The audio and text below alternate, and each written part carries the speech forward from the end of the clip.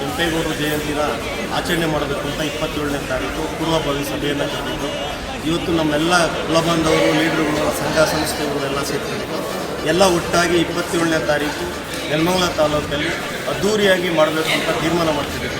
ನಮ್ಮ ಕುಲಬಾಂಧವರು ಎಲ್ಲರೂ ಬಂದು ಹೆಚ್ಚಿನ ಸಂಖ್ಯೆ ಭಾಗವಹಿಸಿ ಯಶಸ್ವಿಯನ್ನು ಮಾಡಬೇಕು ಅಂತ ಕೆಂಪೇಗೌಡರ ಜಯಂತಿ ಎಲ್ಲಿಂದ ಪ್ರಾರಂಭ ಆಗುತ್ತೆ ಎಲ್ಲ ಅಂತ್ಯ ಆಗುತ್ತೆ. ನಾವು ಐಬಿಯಿಂದ ಸ್ಟಾರ್ಟ್ ಮಾಡಬೇಕು ಅಂತ ಹೇಳಿದರೆ ಐಬಿ ಪ್ರವಾಸಿ ಮಂದಿರದಿಂದ ಸ್ಟಾರ್ಟ್ ಮಾಡಿ ತಾಲೂಕ್ ಪಂಚಾಯಿತಿ ಆವರಣದಲ್ಲಿ ಪೂಜೆ ಕಾರ್ಯಕ್ರಮ ಮತ್ತು ಕಲಾ ತಂಡಗಳು ಎಲ್ಲವನ್ನು ಇಟ್ಕೊಳ್ಳೋಕ್ಕೆ ವ್ಯವಸ್ಥೆಯನ್ನು ಮಾಡಿದ್ದೀವಿ. ಹಾಗೂ ನಮ್ಮ ಜನಪ್ರಿಯ ಶಾಸಕರು ಸಹ ಈ ಸಭೆಯನ್ನು ನಿನ್ನೆ ಕೂಡ ಈ ಸಭೆಯನ್ನು ಕರೆದು ಈ ಸಭೆಯಲ್ಲಿ ಹೆಚ್ಚಿನ ಜನವನ್ನು ಸೇರಿಸಬೇಕು, ತಂಡವನ್ನು ನಾವು ಮಾಡಬೇಕು ಅಂತ ಹೇಳಿ ಎಲ್ಲ ವ್ಯವಸ್ಥೆಯನ್ನು ನಾನು ಮಾಡಿಕೊಡ್ತೀನಿ ಅಂತ ಅವರು ಸಹ ಹೇಳಿದ್ದಾರೆ. ಎಲ್ಲ ನಮ್ಮ ಕುಲಬಾಂಧವರು ನಮ್ಮ ಸೋಂಪುರ ಹೋಬಳಿ ಇರ್ಬೋದು, ತ್ಯಾಮಗೌಡ ಹೋಬಳಿ ಇರ್ಬೋದು, ಕಸ್ಬಾ ಹೋಬಳಿ ಇರ್ಬೋದು, ಟೌನ್ ಹೋಬಳಿಯಿಂದ 27ನೇ ತಾರೀಕು ಬೆಳಗ್ಗೆ 9:00ವರೆಗೆ ಎಲ್ಲರೂ ಭಾಗವಹಿಸಿ ಹೆಚ್ಚಿನ ಸಂಖ್ಯೆಯಲ್ಲಿ ಭಾಗವಹಿಸಬೇಕು ಅಂತ ಕೇಳ್ತಾರೆ. ಭಾಗವಹಿಸಿ ಹೆಚ್ಚಿನ ಜನಸಂಖ್ಯೆಯ ನಮ್ಮ ಕುಲಬಾಂಧವರು ಬಂದು ಯಶಸ್ವಿಯನ್ನು ಮಾಡಬೇಕು ಕೆಂಪೇಗೌಡರ ಜಯಂತಿ ಅಂತ ಹೇಳ್ತಾರೆ. ಎಷ್ಟು ಜನ ಸೇರುವಂಥ ಸಾಧ್ಯತೆಗಳಿದೆ? ಬರ್ತಕ್ಕಂಥ ಜನಗಳು ಏನು ವ್ಯವಸ್ಥೆ ಮಾಡಿದ್ದಾರೆ? ಸುಮಾರು ನಾವು 5,000ದಿಂದ 6,000 ಜನ ಸೇರಿಸಬೇಕು ಅಂತ ಇದ್ವಿ. ಇನ್ನು ನಾವು ವೆಹಿಕಲ್ಸ್ ವ್ಯವಸ್ಥೆ ಬೇಕು ಅಂತಂದರೆ ನಮ್ಮ ರಾಜಣ್ಣವರು ಅಧ್ಯಕ್ಷರು ಅವರು ಸಹ ಸಹಾಯ ಮಾಡ್ತೀನಿ ಅಂತ ಹೇಳಿದ್ದಾರೆ. ಬಸ್ಗಳ ವ್ಯವಸ್ಥೆಗಳನ್ನು ಮಾಡ್ತೀನಿ ಅಂತ ಹೇಳಿದ್ದಾರೆ. ನಾನು ಸಹ ಬಸ್ಗಳ ವ್ಯವಸ್ಥೆಯನ್ನು ಮಾಡ್ತೀನಿ ಅಂತ ತೀರ್ಮಾನವನ್ನು ನಮ್ಮ ಸಂಘ ಸಂಸ್ಥೆಗಳು ಎಲ್ಲವನ್ನೂ ತೀರ್ಮಾನ ಮಾಡಿ ಬಸ್ಸುಗಳ ವ್ಯವಸ್ಥೆಯನ್ನು ಮಾಡೋದು ಅವಶ್ಯಕತೆ ಮಾಡ್ತೀವಿ. ಚುನಾವಣೆ ಪೂರ್ವದಿಂದಲೂ ಸಹ ಒಂದು ಒಕ್ಕಲಿಗ ಭವನ ಮಾಡಬೇಕು ಅನ್ನೋ ಮಾತುಗಳು ಸಾಕಷ್ಟು ಚರ್ಚೆ ಆದವು. ಕೆಲವು ಕೊಡುಗೈ ದಾನಿಗಳು ಜಾಗವನ್ನು ಸಹ ನಿಗದಿಪಡಿಸಿದ್ರು, ಅದಕ್ಕೆ ಹಣವನ್ನು ಸಹ ಕೊಡ್ತೀನಿ ಅಂತ ಕೆಲವರು ಒಪ್ಕೊಂಡಿದ್ರು. ಎಲ್ಲಿಗೆ ಬಂದಿತ್ತು ಸರ್ ಅದು? ಜಾಗವನ್ನು ನಮ್ಮ ಶಾಸಕರು ಜಾಗವನ್ನು ಕೊಡಿಸ್ತೀನಿ ಅಂತ ಸರ್ಕಾರದ ವತಿಯಿಂದ ತೀರ್ಮಾನವನ್ನು ಮಾಡಿದ್ದಾರೆ.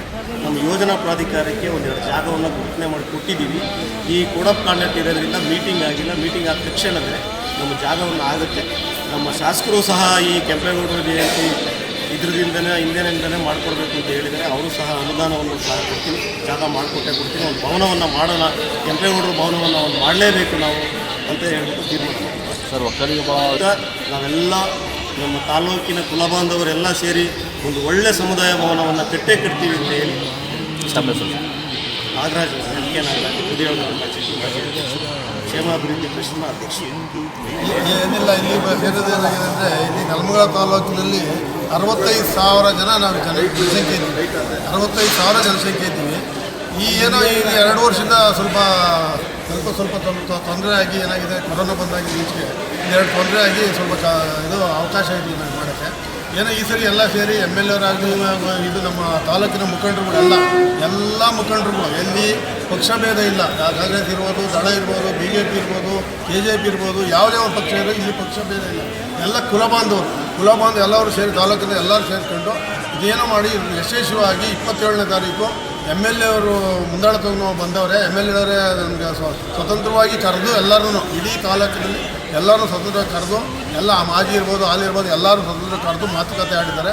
ಎಲ್ಲರೂ ಒಗ್ಗಟ್ಟಾಗಿ ಮಾಡೋಣ ಅಂತ ಹೇಳಿದ್ದಾರೆ. ಈಗ ತಾಲೂಕಿನಲ್ಲಿ ಎಲ್ಲ ಹಿರಿಯ ಮುಖಂಡರು, ಇಲ್ಲಿ ಯಾರು ಅವರು ಇವರು ಅಂತ ಎಲ್ಲ ಹಿರಿಯ ಮುಖಂಡರು ಸೇರಿ ಒಗ್ಗಟ್ಟಾಗಿ 27ನೇ ತಾರೀಕು ಸ್ವಲ್ಪ ಗ್ರ್ಯಾಂಡಾಗಿ ಮಾಡೋಣ ಅಂತ ಒಂದು ಇದು ಕಾರ್ಯಕ್ರಮ ಇದೆ. ಈ ಕಾರ್ಯಕ್ರಮ ಯಶಸ್ವಿಗೊಳಿಸಲಿ ಅಂತೇಳಿ ತಮ್ಮೆಲ್ಲರಿಗೂ ಕೈ ಮುಗಿದು ನನ್ನ ಮಾತು ಸರ್. ಕಾರ್ಯಕ್ರಮ ಚಿಕ್ಕದೊಂದು ವೇದಿಕೆ, ಚಿಕ್ಕ ವೇದಿಕೆ, ದೊಡ್ಡದೇನಿಲ್ಲ, ಚಿಕ್ಕದ ವೇದಿಕೆ ಅಷ್ಟೇ. ಹೊಸವಾರ್ಷ ಚಿಕ್ಕ ವೇದಿಕೆ. ತಮ್ಮ ಹೆಸರು? DK ತಿಮ್ಮರಾಜು, ತಾಲೂಕು ಒಕ್ಕಲಿಗ ಪ್ರದೇಶ.